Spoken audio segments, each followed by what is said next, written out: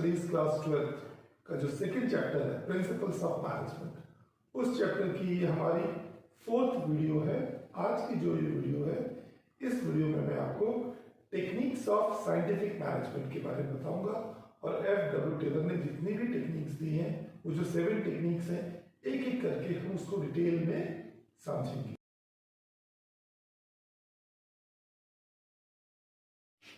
Next technique जो हम discuss कर रहे हैं that is differential piece way system. According to this technique, F.W. Taylor differentiate workers into 2 categories, efficient workers or inefficient workers. In this technique, he suggests 2 kinds of wage rate. One for those workers who achieve their targets, they must get higher wages, and another for those workers who does not achieve their targets. ये जो technique है, इसमें F.W. Taylor ने 2 तरह की wage rate बताई है। एक वेज रेट थोड़ी हाई, ज्यादा रेट, ये उन वर्कर्स के लिए है जो अपना टारगेट्स अचीव करते हैं, और एक लो वेज रेट उन वर्कर्स के लिए जो अपना टारगेट अचीव नहीं करते हैं। तो इस टेक्निक में 2 तरह की वेज रेट है। एफिशिएंट वर्कर्स को ज्यादा वेजेस मिलेगी और इनएफिशिएंट वर्कर को कम वेजेस मिलेगी। तो इस टेक्निक में जनरली हम एक कंपटीशन करना चाहते हैं, जो काम कर रहा है उसे ज्यादा पैसा मिले, जो काम नहीं कर रहा है उसे कम मिले। इसे समझते हैं। मान लीजिए कंपनी, एक ऑर्गेनाइजेशन है जिसने एक टारगेट सेट कर दिया कि वर्कर को 10 यूनिट्स का एक स्टैंडर्ड टारगेट है जो प्रोड्यूस करना है। जो भी स्टैंडर्ड टारगेट प्रोड्यूस करेगा उसे 100 रुपीज पर यूनिट के हिसाब से वेजेस मिलेंगे, और जो भी स्टैंडर्ड टारगेट अचीव नहीं करेगा, मतलब 10 से कम बनाएगा, उसके लिए जो वेजेस होंगी वो 80 रुपीज होंगी। अब मान लीजिए 2 वर्कर है, मिस्टर ए और मिस्टर बी। मिस्टर ए ने 11 यूनिट्स प्रोड्यूस की, तो उन्हें जो वेजेस मिलेंगे शाम को 11 into 100, 1100 रुपए की वेजेस मिलेंगे। अब मिस्टर बी ने सिर्फ 9 ही प्रोड्यूस की, टारगेट से एक कम, लेकिन वो टारगेट से कम था, तो उन्हें 9 into 80, 720 रुपीज मिलेंगे। तो यहाँ पर देखो फर्क आ गया, जो एफिशिएंट वर्कर है उसे 1100 मिल रहा है और जो इनएफिशिएंट वर्कर है उसे 720, तो बीच का डिफरेंस बहुत है। तो ये जो इनएफिशिएंट वर्कर है मोटिवेट होगा, ये कह रहा है यार मुझे भी काम करना है, मैं भी कल 10 यूनिट प्रोड्यूस करूंगा, अगर आज मैं 1 यूनिट और प्रोड्यूस करता तो मुझे 1100 या 1000 रुपए मिलते। उस वर्कर ने, मिस्टर ए ने मुझसे सिर्फ 2 ज्यादा प्रोड्यूस किया और उसे इतनी ज्यादा सैलरी मिल रही है। अगर मैं एक भी करता तो 1000 तो मुझे मिलते, तो वो मोटिवेट होगा नेक्स्ट टाइम अपनी परफॉर्मेंस को इंप्रूव करने के लिए। तो इस टेक्निक में 2 तरह की वेज रेट है। हायर वेज रेट उन वर्कर्स के लिए जो अपना टारगेट्स अचीव कर रहे हैं, और लो वेज रेट उन वर्कर्स के लिए जो अपना टारगेट्स अचीव नहीं।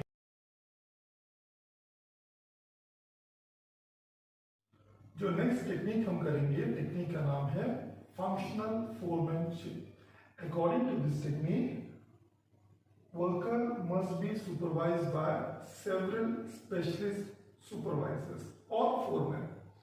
In general, workers are supervised by 8 kinds of supervisor. Generally, matter relating to speed is checked by speed boss, matter relating to repair is checked by repair boss. There are 2 types of departments in the organization, planning in charge and production manager. So total 8 number of supervisors generally supervise workmen. Mainly instruction card clerk, route clerk, time and cost clerk, disciplinarian, speed boss, gang boss, repair boss and inspector.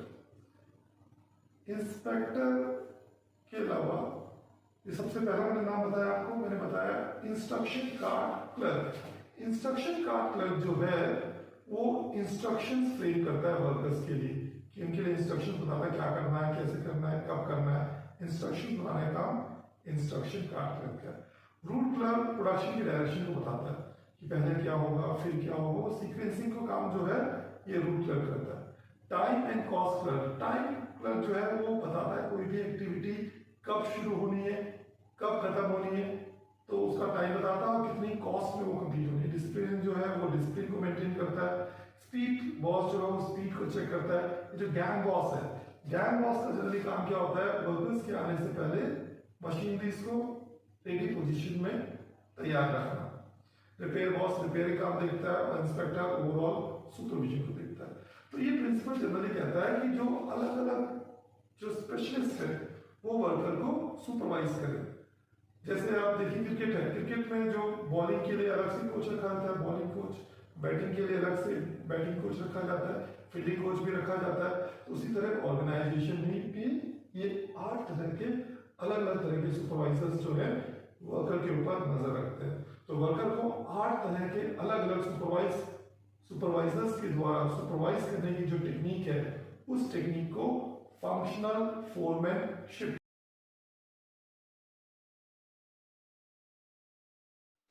जो next technique हम करेंगे that is method study. The main objective of method study is to find out the best way of doing the job. Each method has its own merits and demerits and having different costs also.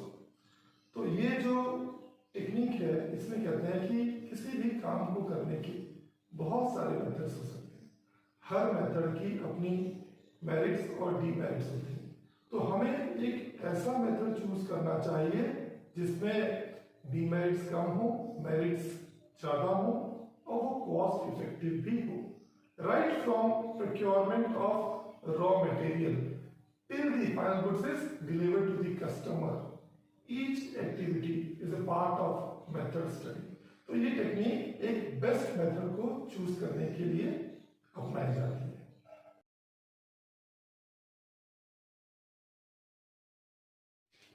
Next study जो हम कर रहे हैं that is fatigue study. According to this study or this technique a person is bound to feel tired if he or she works continuously.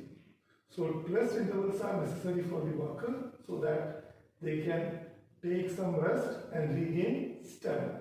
The main objective of this study is to find out the amount and frequency of rest intervals which is required in performing any particular job. F.W. Taylor ने इस technique में ये बताया है कि worker को कितने rest intervals की जरूरत है और रेस्ट इंटरवल्स कितने समय के बाद मिलना चाहिए। कोई भी वर्कर है चाहे वो फिजिकल वर्क कर रहा है, मेंटल वर्क कर रहा है, अगर लगातार काम करेगा थक जाएगा, तो थोड़ा रेस्ट करेगा, सुस्ताएगा तो थोड़ी एनर्जी आएगी और फिर दोबारा अपने फुल स्टेमिना के साथ काम करेगा। आप और हम, मैं टीचर हूँ, आप स्टूडेंट्स हो, आप स्कूल में जब जाते हो तो 1-2 पीरियड आप पढ़ाई करते हो, बीच में एक लाइब्रेरी का पीरियड या SCPW का पीरियड या बीच में लंच ब्रेक या गेम्स का पीरियड होता है। लगातार पढ़ाई के पीरियड नहीं होते, लगातार पढ़ाई के पीरियड होंगे तो आप थक जाओगे। ये बीच में जो SCPW हो गया या गेम्स हो गया या जो लंच ब्रेक है ये इसलिए दिया जाता है कि आप इस टाइम में थोड़ा रेस्ट करें और आपका जो स्टैमिना है वो रिगेन हो।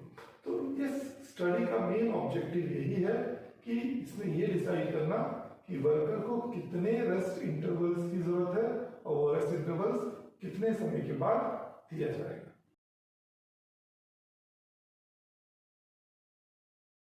नेक्स्ट स्टडी जो हम कर रहे हैं that is motion study. Motion study refers to study of body movements like lifting, pushing, changing positions while doing a particular job. The main objective of motion study is to eliminate unnecessary body movements so that it takes less time to complete a particular work. Motion study का एक objective ये है कि कोई भी काम करते समय हमारी बॉडी के जो अननेसेसरी बॉडी मूवमेंट्स हैं उसे अवॉइड करें ताकि काम जल्दी हो जाए। एक मैकेनिक मान लीजिए ट्रक के नीचे काम कर रहा है, बार बार निकल रहा है, सामान लेके आ रहा है, फिर निकल रहा है, फिर सामान लेके आ रहा है, फिर काम कर रहा है। तो मैंने कहा यार तू बार बार जा रहा है, सामान लेके आ रहा है, तो एक काम कर, तो अंदर एक काम कर, एक असिस्टेंट तेरे पास देते हैं, तुझे जो भी चाहिए ये तुझे ला के देगा। तो इससे क्या होगा, वो जल्दी काम करेगा, वो बार बार जो आने जाने में टाइम खराब हो रहा है वो बचेगा। तो इस स्टडी का एक ही मोटिव है कि अननेसेसरी बॉडी मूवमेंट्स को अवॉइड करें ताकि काम जल्दी हो।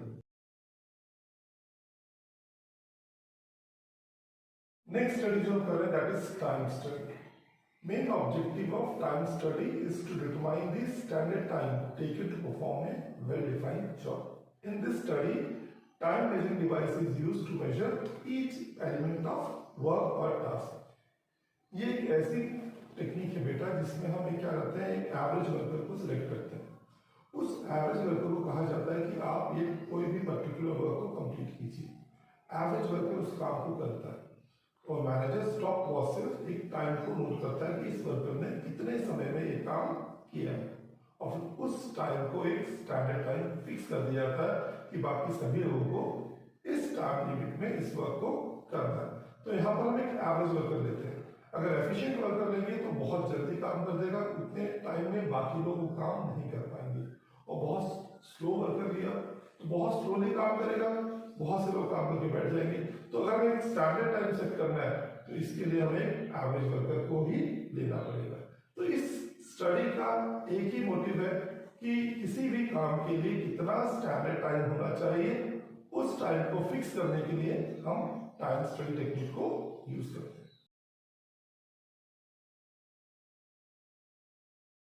नेक्स्ट जो टेक्निक है that is simplification and standardisation of work. Simplification means removing unnecessary diversities or difficulties from the manufacturing of product or any method. Standardization refers to putting some standards for every activity. It may be standardization of raw material, standardization of product, standardization of manufacturing activities or standardization of working condition. ये technique ये कहता है हमें हर चीज के लिए एक standard set करने, चाहे वो क्वालिटी वाइज हो, प्रोडक्ट वाइज हो, वर्किंग कंडीशन वाइज हो, हर चीज के लिए एक स्टैंडर्ड सेट करना. और किसी भी प्रोडक्ट में या किसी भी मैन्युफैक्चरिंग में जो कॉम्प्लेक्सिटी है उसे रिमूव करके सिंप्लिसिटी लाना, हमारे सभी मेथड्स को सिंपल करना, सिंप्लीफिकेशन.